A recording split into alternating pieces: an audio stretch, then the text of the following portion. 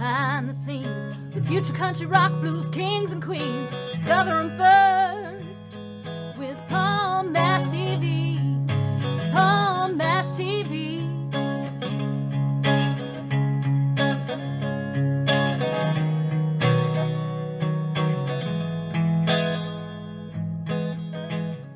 Well, hello there, it's Paul Mash TV time again. Thank you so much for joining us. Another great episode. I think you're really going to love this interview. But before we get into that, don't forget about the subscribe and bell buttons as usual, and you're always going to be notified of any new episodes coming your way.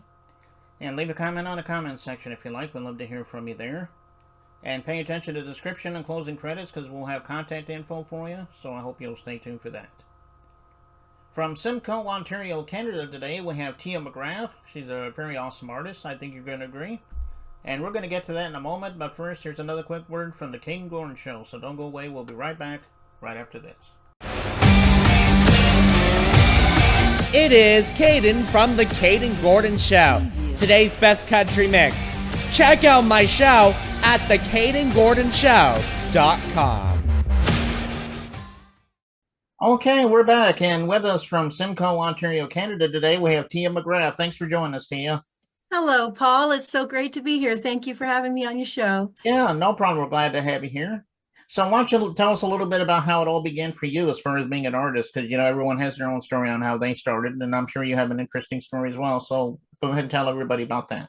Yeah, well, thank you. I started out when I was young in high school, and I just started entering some singing contests. And when I was 19, I entered the Canadian Open Country Singing Contest, and I ended up winning the Female Open category.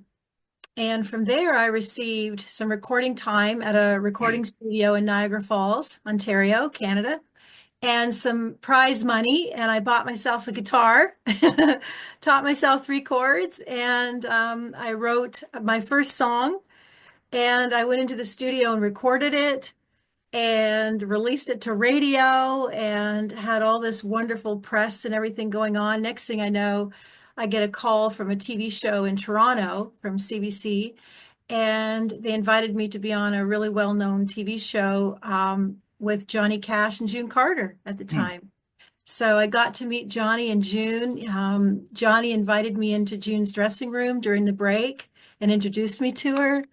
And it was just from there, I was just, after meeting them, how can you not, pursue a music career, right? They were just so lovely, such lovely people, and so inspiring. And so I just continued on releasing music to radio and videos, and ended up moving to Nashville, Tennessee, and spent a lot of time down there, a few years down there. Well, that's good. I'm glad you got to meet Johnny Cash. I always heard that he was really a nice guy in person. Super nice people, Paul. They were, like I said, for someone, when you're just starting out, if you're going to meet anyone in the music industry, you're really blessed when you meet people of that quality and that integrity, and just very nice people.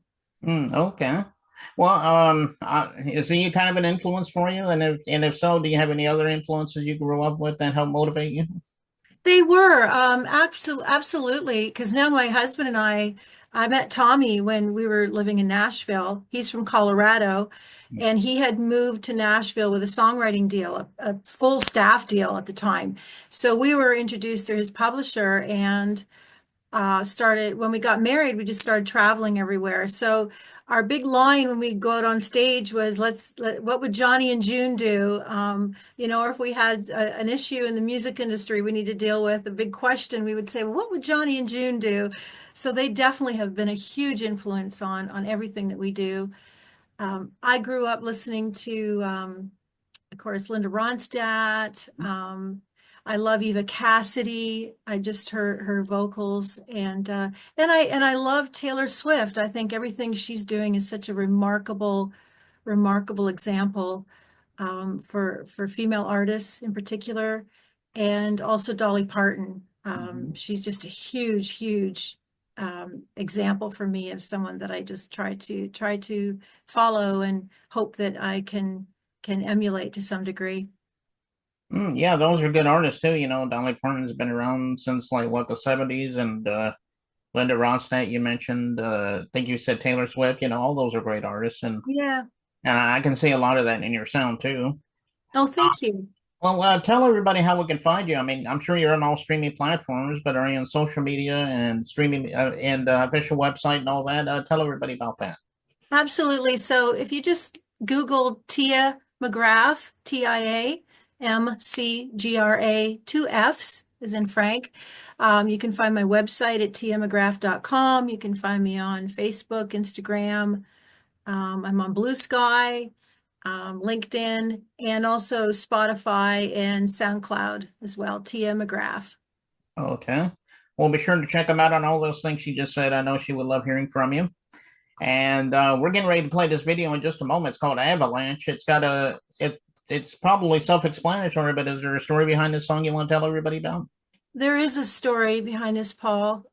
Thank you for letting me share this because I know that there's probably a lot of people out there dealing with a family member or someone you know has dementia or Alzheimer's, suffering from it. My mother, my beautiful mom, we lost her in 2023 to dementia.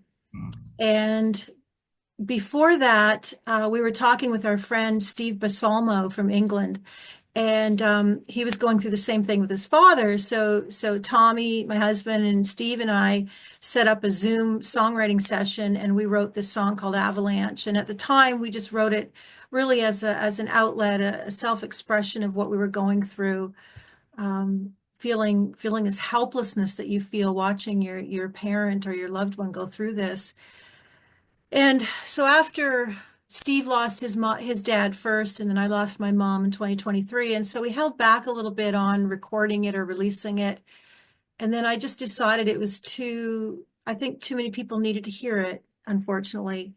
And hopefully this will help share some light and comfort with people. And it doesn't necessarily have to be focused on dementia or Alzheimer. It could be just someone who is going through something that you're just saying, hey, you may be feeling you're underneath this avalanche of pain or confusion, loss. I'm here. I'll hold the branch for you. I'll hold out my hand. Yeah, and I know since a lyric video, which would be good for people to want to learn the song or whatever, but it is a great video, and I know you guys are out there going to love it too, and we're going to get to that in a second. But Tia, we thank you so much for coming on the show today. And if you ever want to come back and update us on some things in the future, just let me know and we'll have you back on again. Absolutely. Thank you so much. And congratulations on your beautiful show. We're going to make sure we get you lots of guests. And it's great. Thanks, Paul. Okay. Well, I appreciate that, Tia. And without further ado, here's Avalanche. It begins right now.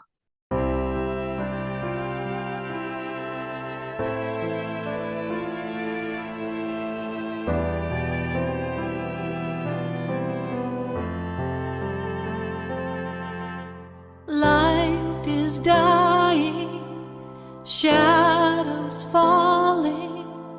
I know you're scared. Don't worry, I won't go. Life can be so uncertain. It only takes a pebble in the snow to start a landslide, shake the ground, and you can't find your way home now. Forget my face and who I am, but I'll remember everything. I'll hold your hand when the cascade of rolling memories thunders down the mountainside. There's still a chance when love is all but bare.